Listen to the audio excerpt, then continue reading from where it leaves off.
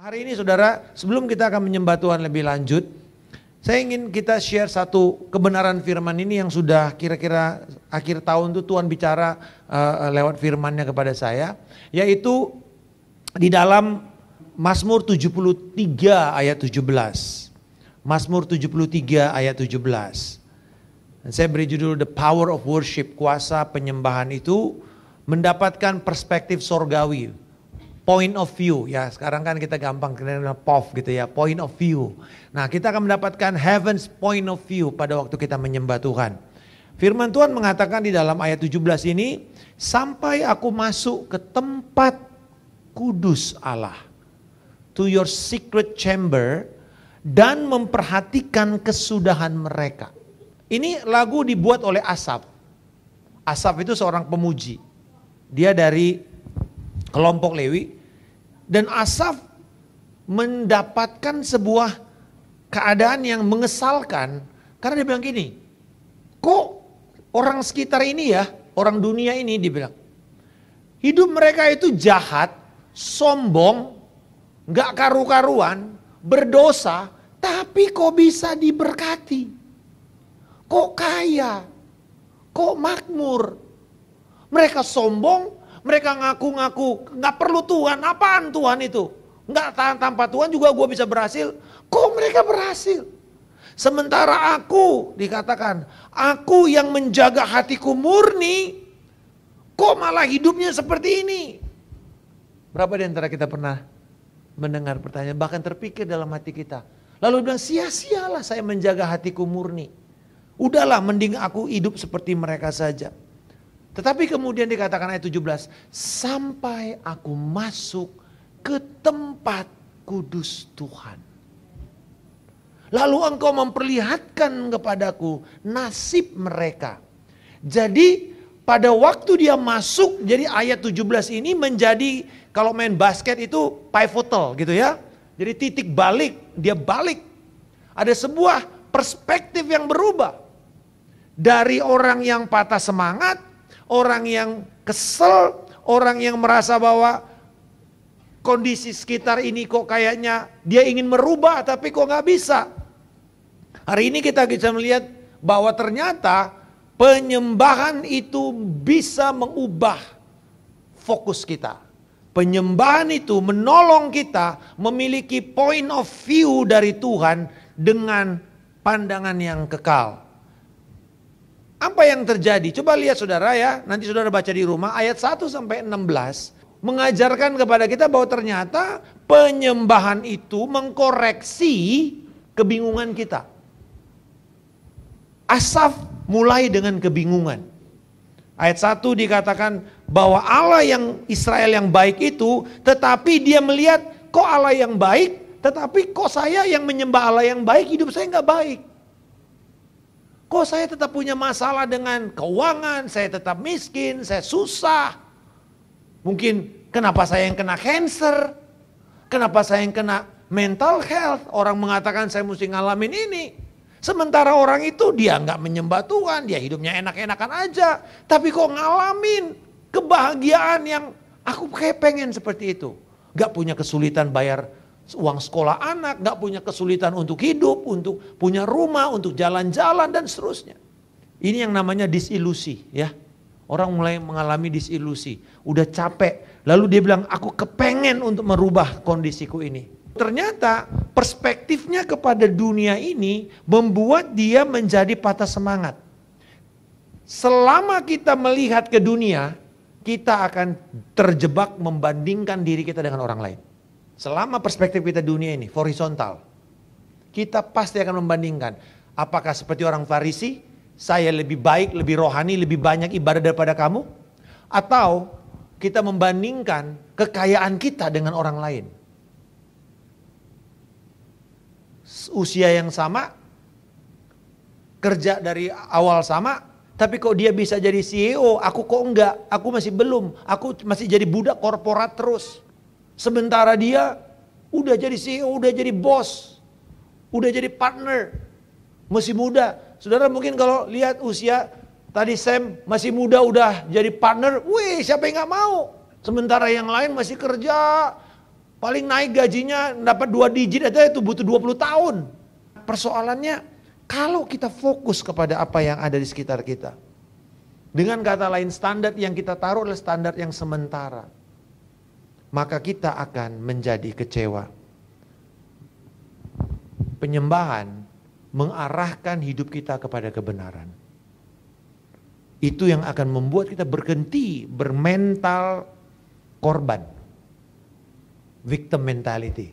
Berhenti untuk menjadikan kita mental korban, lalu membandingkan diri kita dengan orang lain. Tetapi kemudian kita tahu bahwa Tuhan Allah, Allah yang adil, dan Dia yang memegang kendali seluruhnya. Amin. Ini tentang Tuhan, bukan tentang saya. Lalu ayat yang 17 ini, saya bilang tadi titik balik. Sampai aku masuk ke tempat kudusmu, baru aku melihat perubahan. Sampai aku masuk. Dan Tuhan memperhatikan ujung atau akhir dari kehidupan orang berdosa itu. Bapak Ibu, tempat kudus di sini bukan bicara tempat kayak ada orang ya, kalau dulu masih kita terbuai dengan romantisme masa lalu, kalau kita mau datang ke Tuhan mesti pergi ke gereja tua gitu kan. Nah, di gereja tua kita duduk gitu ya. Atau mungkin lagunya Elvis, I'm crying in the chapel gitu ya kan. Atau masihkah kau ingat di gereja tua dan seterusnya. Jadi kita seperti merasa kalau kita mau cari Tuhan mesti dapat ke tempat doa yang sepi, yang kudus. Atau mungkin bukit doa. Tuhan tidak, di sini bukan bicara tempat. Tetapi sanctuary di situ bicara tentang bertemu dengan hadirat Allah. Berjumpa dengan hadirat Allah di dalam penyembahan. Dan Asaf melihat perspektifnya jauh melampaui perspektif dunia. Dia mulai melihat perspektif yang kekal. Kata ujung atau akhir dalam bahasa Ibrani, akharit, itu mengacu kepada nasib seseorang. Ternyata, dan saya bilang, kalau mereka nggak ketemu Tuhan, saya udah bisa lihat ujung hidup mereka akan binasa. Uang tidak bisa menyelamatkan. Oh, dia bertemu dengan orang yang powerful, orang yang punya uang, orang yang punya modal, orang yang punya kekuasaan jaringan. Dan dia bilang gini, kalau mereka nggak ketemu Tuhan, sia-sia Pak. Sia-sia semuanya. Saudara, orang ini saya tahu dari muda dia itu ada seorang penyembah. Dia bekerja, dia orang yang rajin, dan akhirnya Tuhan promosikan dia melewati masa-masa sulit. Tapi kemudian dia selalu mengatakan, pokoknya buat saya Pak, saya tahu apa yang menjadi tanggung jawab saya. Kenapa Tuhan memanggil saya, itu yang paling penting. Worship reframes our vision. Penyembahan itu akan membangun kembali, memperbaiki kerangka visi kita tentang Tuhan. Jadi di dalam worship, apa yang di Asaf lakukan? Ini pengajaran tentang worship ya. Yang pertama bahwa Asaf bergeser visinya dari duniawi kepada sorga. Sampai aku melihat tempat kudusmu, bertemu dengan Tuhan. Dari yang temporer menjadi yang kekal. Dari yang hanya mengasihani diri sendiri, nangis-nangis tentang diri sendiri, kepada sebuah hikmat ilahi. Hanya terjadi pada waktu penyembahan. Jadi worship will not change your circumstances. Penyembahan itu tidak merubah keadaan. Penyembahan hanya merubah cara kita melihat keadaan. Amin saudara. Kita sering maunya keadaan yang berubah. Saya nyembah Tuhan, saya doa, keadaan yang berubah. Bukan. Tuhan mau kita yang berubah. Paulus hal yang sama dalam 2 Korintus pasal yang keempat. Masalah yang dia alami akhirnya membuat kesimpulan bahwa kami tidak fokus kepada apa yang sementara, tapi apa yang kekal. Karena yang sementara ini cepat binasa, tapi yang kekal itulah yang tetap. Kenapa Paulus bisa begitu? Karena waktu dia melewati masa-masa sulit, dia datang kepada Tuhan. Seperti ini gambaran worship. Kalau saudara di musim dingin atau di cuaca yang berkabut di rumah, jendelanya berkabut nggak? Ya, jendela berkabut ya. Di luar sana ada mungkin angin kencang, ada badai. Kita di dalam.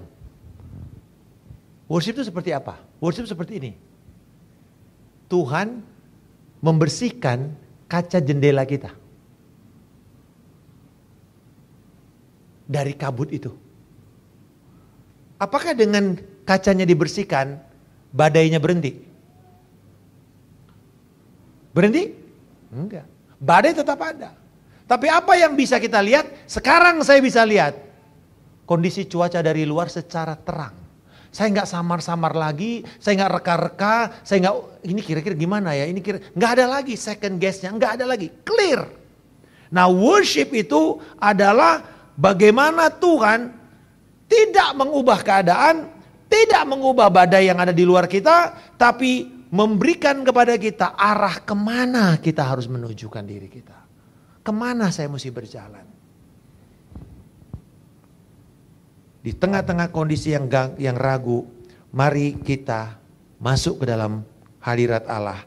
Dan kita datang dalam worship seperti ini, corporate worship. Penyembahan bersama, penyembahan secara jemaat, doa. Atau juga saudara datang dengan saat teduh saudara, datang menyembah Tuhan. Dan akhirnya worship bukan cuman mengkoreksi kondisi kita, point of view kita, worship juga memberikan kerangka yang baru tentang visi, tentang rencana Allah, tentang tujuan Allah, bukan tentang saya tapi tentang Allah. Dan yang terakhir baru, apa yang terjadi perubahan setelah ayat 17 itu? Ternyata penyembahan memperbaharui keyakinan kita. Renew our confidence dengan Tuhan. Dari ayat 21 sampai 28 digambarkan saudara, Asaf akhirnya mengakui bahwa hatinya ini telah pahit. Nah saudara-saudara, di dalam worship kita mesti jujur ya. Kalau kita marah sama Tuhan, bilang kita marah. Kalau kita ternyata pahit, akui bahwa saya pahit semua Tuhan. Saya kecewa sama Tuhan, saya marah sama Tuhan. Tempat yang terbaik dan paling jujur, paling aman kita membuka diri kita adalah di mana? Di bait suci, di hadirat Allah. Di situ saudara curahkan semua. Itu sebabnya Daud mengatakan curahkanlah isi hatimu kepada siapa? Kepada Allah. Saudara kalau curahkan hati saudara kepada manusia, satu saat dia pasti akan nek. Akan bohwat, akan fed up, akan muak. Kenapa? Karena dia punya kemampuan terbatas. Di mana yang tidak terbatas? Di hadirat Allah. Beberapa jenis mazmur itu disebut sebagai mazmur kutuk. Apa artinya mazmur kutuk? Di situ saudara lihat Daud jujur. Dia bilang, Tuhan bunuh aja tuh orang Tuhan.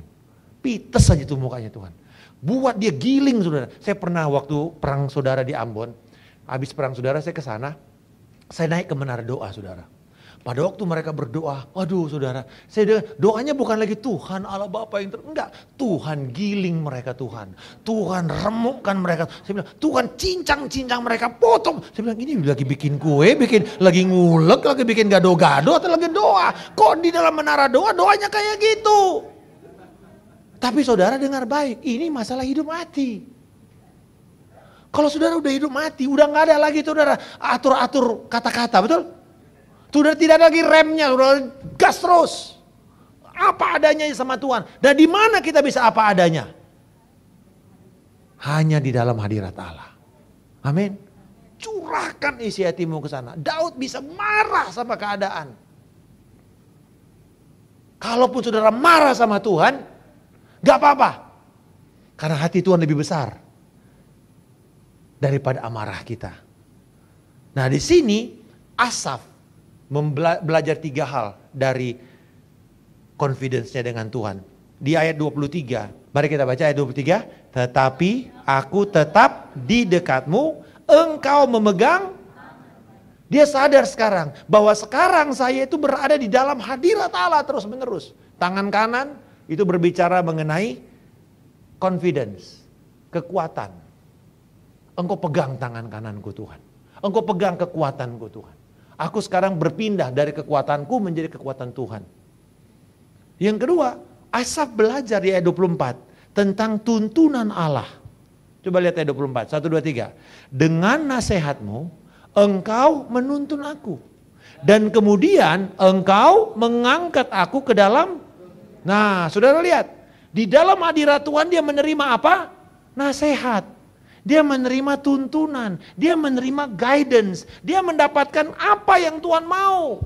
Betapa desperate-nya orang mau tahu akan masa depan. Mau tahu tuntunan. Amin. Datang sama Tuhan.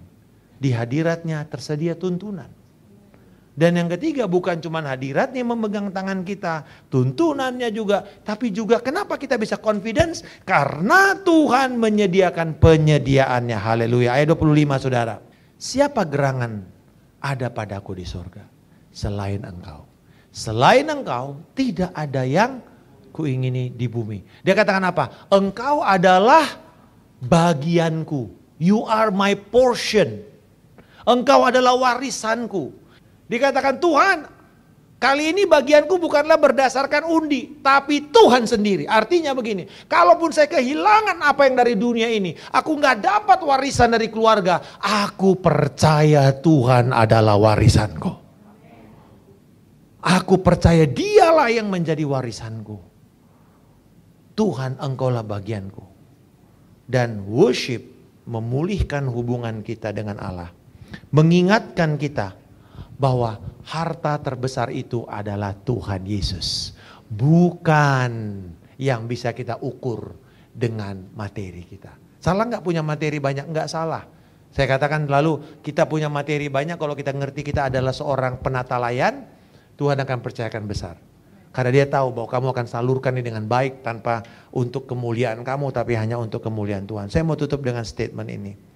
Ketika keadaan kita belum berubah, maka penyembahan akan memperbaharui keyakinan kita di dalam kebaikan dan kedaulatan Allah. Ketika masa keadaan tidak berubah, worship akan mengubah kita, menggerakkan kita dari kepahitan kepada kepercayaan, dari kekecewaan kepada sukacita. Boleh kita bangkit berdiri. Saya ingin kita kembali lagi, kita akan menyembah Tuhan.